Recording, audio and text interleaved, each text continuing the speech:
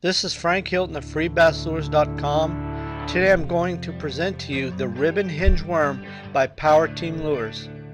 The hinge worm is a durable soft plastic worm that has a big profile and is used to catch big bass.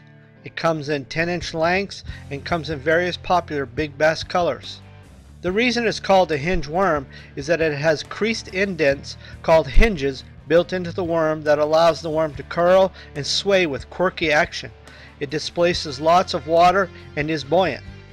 It also has a round ball-like tip on the tail that helps the tail of the worm float upwards to give the bait a realistic swaying movement.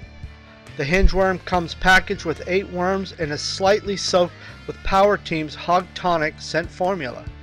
In the bass fishing industry, there are 5 types of bait that catch the biggest bass: live bait, spinner baits, large swim baits, jigs, and plastic worms.